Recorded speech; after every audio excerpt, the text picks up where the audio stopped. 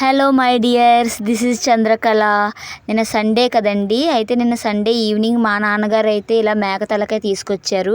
ఇంకా మా అమ్మగారు వండే పద్ధతిలో మీకు పరిచయం చేద్దామని ఈ ఫుల్ వీడియో అప్లోడ్ చేస్తున్నానండి. ఇక్కడ చూశారు కదా, ఇలా తలకాయని మా నాన్నగారు మార్కెట్లో దేనికైనా డివైడ్ చేంజెస్ తీసుకొస్తారండి. అక్కడైతే ముక్కలు కొట్టించరు, చిన్న చిన్నగా ముక్కలు కొట్టేస్తారని చెప్పేసి. ఇంకా మా అమ్మగారికి అయితే ముందు నుంచి మీడియం సైజులో ఉండడమే అలవాటు. చికెన్ అన్నా, మటన్ అన్నా, ఇలా తలకాయ ఫిష్ అన్నా కూడా. ఇంకా మా అమ్మగారు ఇలా తీసుకొచ్చేసిన తర్వాత ఇలా మీడియం సైజులో అయితే ముక్కలు కట్ చేసుకుంటారండి. ఇంకా మా అమ్మగారు నాన్ వెజ్ అలాగే వెజ్ కర్రీస్ చాలా టేస్టీగా వండుతారండి. చాలా బాగుంటాయి మా అమ్మగారు వండే వంటలు. కాబట్టి మీకు కూడా పరిచయం చేద్దామని ఇలా స్టార్ట్ చేశాను ఇంకా వీడియో.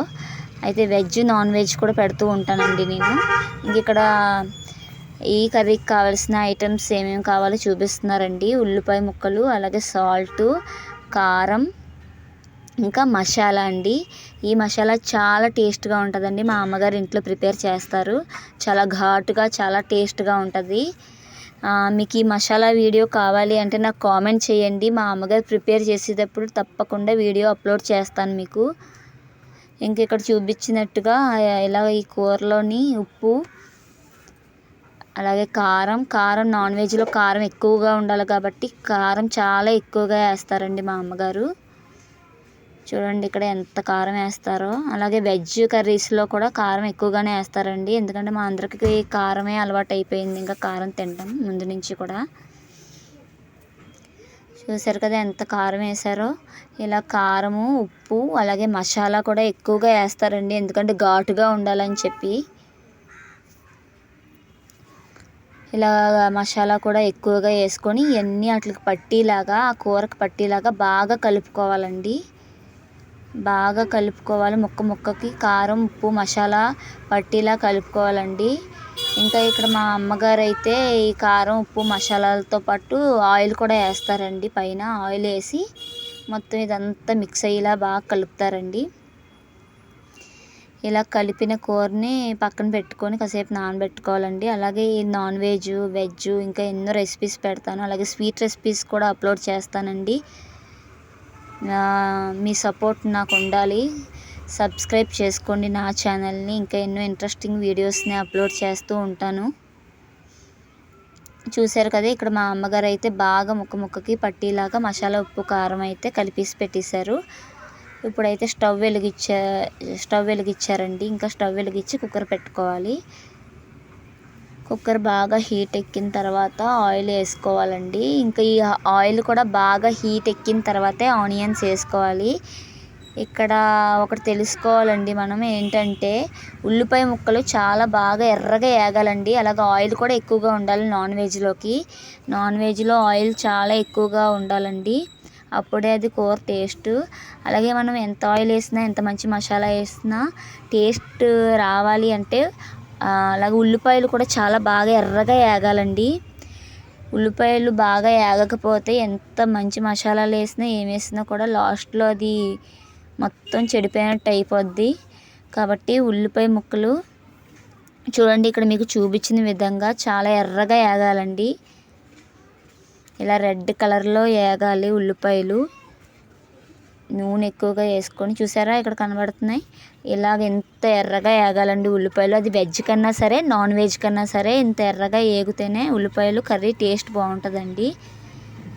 ఇంకా ఉల్లిపాయలు వేగిన తర్వాత ఈ నానబెట్టిన కూరని ఇంక అందులో వేసుకొని బాగా నూనెలోనే మగ్గించుకోవాలండి. నూనెలో ఒక 10-15 నిమిషాలు నూనెలోనే వేయించుకొని మగ్గించుకోవాలి. ఎందుకంటే వెంటనే కూర వేయగానే వాటర్ వేసేస్తే పచ్చి వాసన వస్తుందండి. అలాగే మసాలా, కారం పచ్చి వాసన వస్తాయి.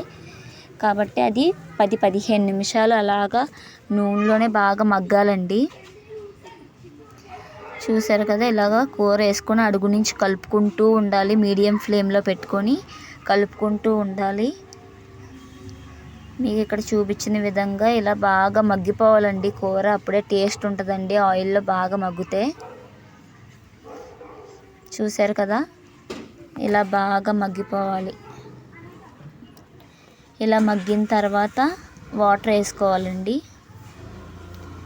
10-15 నిమిషాల తర్వాత మగ్గిన తర్వాతనే వాటర్ వేసుకోవాలి. ముందు అస్సలే వేసుకోకూడదండి, ఎందుకంటే కారం, ఉప్పు, మసాలాలు పచ్చివాసన వస్తాయని చెప్పాను కదా. ఇదిగోండి ఇక్కడ చూపించినట్టుగా ఇలా వాటర్ వేసుకోవాలండి. మనకి ఎంత వాటర్ పడుతుందో అంత వాటర్ వేసుకోవాలండి. అంటే మనకి ఆ కూర ఏంటనేది దాన్ని బట్టి వాటర్ వేసుకోవాలండి.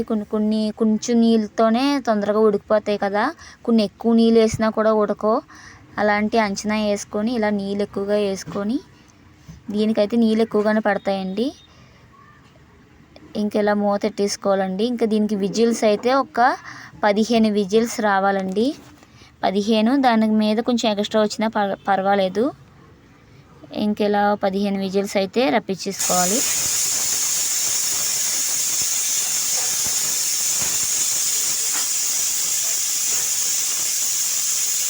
చూసారు కదండి, ఇంకా ఫైనల్గా అయితే విజిల్స్ అయితే వచ్చేసినాయి. ఇంకా విజిల్స్ వచ్చేసాక కర్రీ అయితే ఇలాగా తయారైపోయిందండి. ఇంకా అందులో వాటర్ ఉంటుంది కదా, వాటర్ అంతా పోయే వరకు విజిల్ తీసేసి మూత కూడా తీసేసి ఇలాగ ఆవిరి అయిపోయేలాగా ఉడికించుకోవాలండి. మళ్ళీని అదంతా ఓట్లాగా అయిపోవాలి కర్రీ అంతాని.